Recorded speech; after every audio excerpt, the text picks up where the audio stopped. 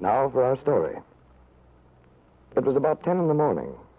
In the room upstairs in Kit Mead's house at Malibu Beach, the room which had been converted into a nursery for Lisa Fenner's baby son, Mrs. Kingsley was moving about, humming cheerfully while she performed the many daily tasks necessary to the care of a baby only a few weeks old.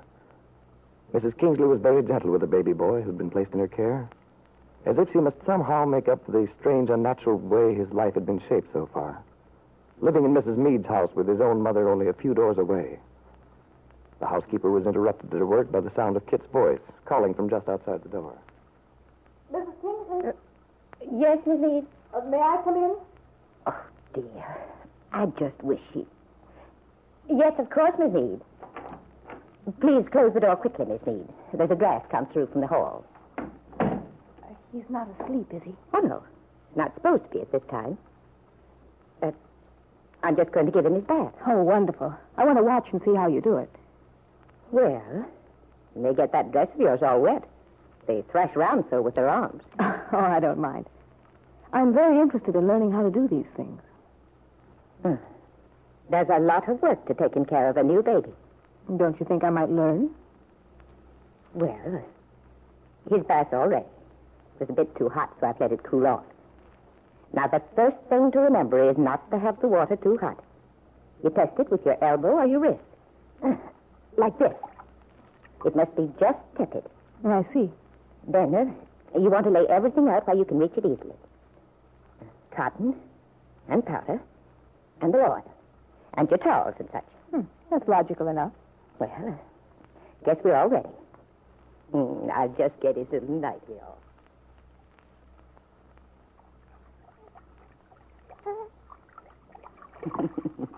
Hold still, you little rascal. We're almost finished. Be sure to support his back carefully all the time, Miss Mead. You see how I had to do that with one hand while I soaked and rinsed him with the other.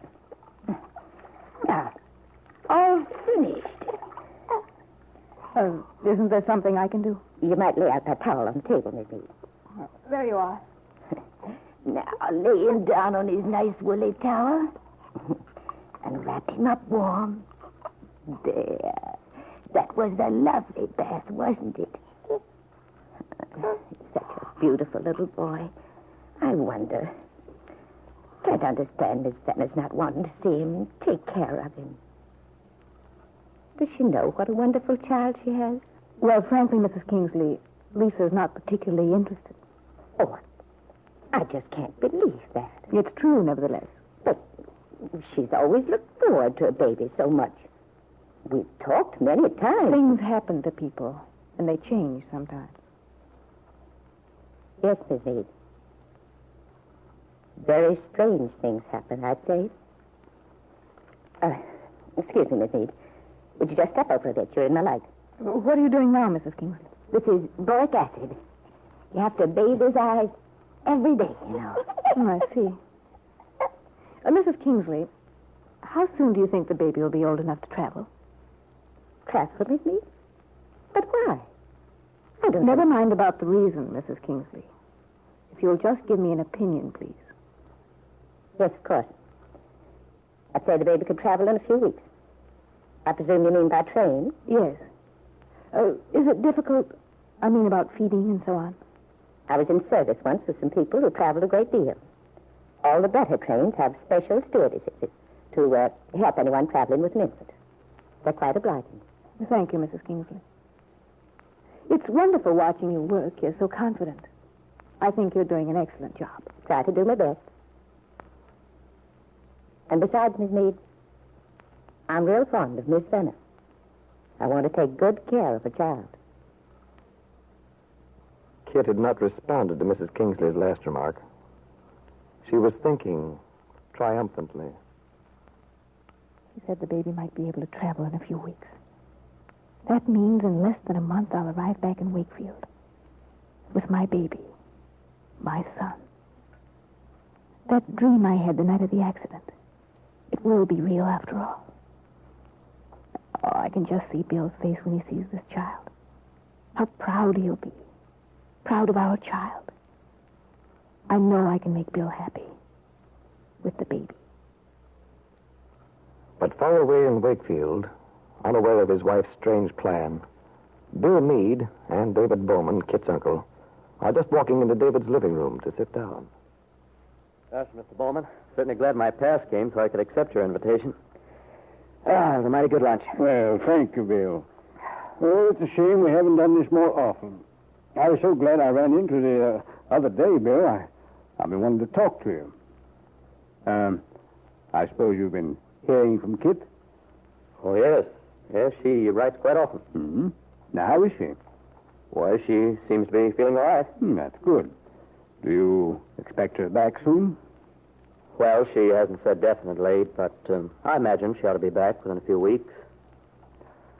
Bill, I guess you know that I realize there's something more about Kit's going to California than just a trip. Ben was in to see me some time back.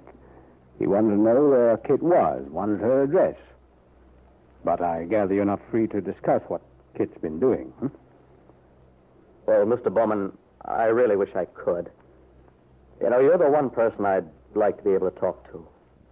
Although you're Kit's uncle, I've always felt that you understood my situation. Of course, you're a very good friend of Lefty Larkin's. Lefty's a fine man, Bill, but, well, he has a stubborn streak. And anything connected with Peggy Douglas hits him so close to home, it's hard for him to be detached about it. Yeah, I know. But realizing what good friends you two are, I've been sort of surprised that you didn't, sort of side in with him in this thing. The way things are, I don't feel free to go out to the Lane farm. Aunt Mary's always very nice, but, well, that's why I appreciate your friendliness so much. Well, Bill, the thing is, I'm inclined to agree with Aunt Mary. Even though I'm in the dark about your problems to a great extent, I'm sure you wouldn't do anything without a very good reason.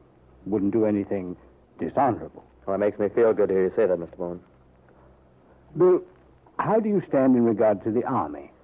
Oh, at the present moment, I'm just sweating it out, as they say. Looks as if I'll be discharged fairly soon, though, but I couldn't exactly say when. Mm-hmm. I see. Have you any plans, Bill? Decided what you're going to do? Well, no, I haven't. I've thought about it quite a lot, but haven't made up my mind definitely. Let's see, Bill. You went to agricultural college, didn't you? Yeah, I did. Well, I wondered, are you still interested in farming? That sort of thing. Well, it's just about all I can do. Or at least the only work I'm really interested in. Didn't Ben have some plan in mind for you a little while back? An experimental farm or something like that? There was some talk about it, but nothing ever happened. I thought perhaps he might be thinking of following through on it when you came out of the Army. I don't know about that, Mr. Bowman. But whatever Mr. Calvert had in mind, I wouldn't be interested. Well, that's all I wanted to know. Look, Bill, why don't you get in touch with me when you know more about your Army setup? I think we might be able to work something out. Well, thanks, Mr. Bowman. That's swell of you to think about me. I appreciate it a lot. Yeah, a fellow does feel a little uncertainty. Coming out of the Army, not sure what to do next. Well, of course. I should have thought of it sooner. But then I thought you might have some other commitment to Ben Calvert or something. Oh, no. Yeah, I mean, no, that would be impossible. I wouldn't think of having any business connections with Mr. Calvert, not with the way things are. Oh? Well, I wasn't sure, since you are in the family. Yes, I am. But, Mr. Bowman, do you remember quite a while ago, months ago, in fact, you once said something about my marriage, about Kit and me? Yes, Bill. I remember. I believe I indicated that I could see trouble ahead. Yeah. Well, Mr. Bowman, the fact is, you were right about the marriage. It just can't go on any longer. I see. Then, what do you plan to do, Bill? I'm going to get a divorce, Mr. Bowman. You sound very positive, Bill. I wonder how you'd feel if you knew what was happening in California. Knew that Kit will be returning to Wakefield very soon now, with another woman's son. A child you're to believe is your own,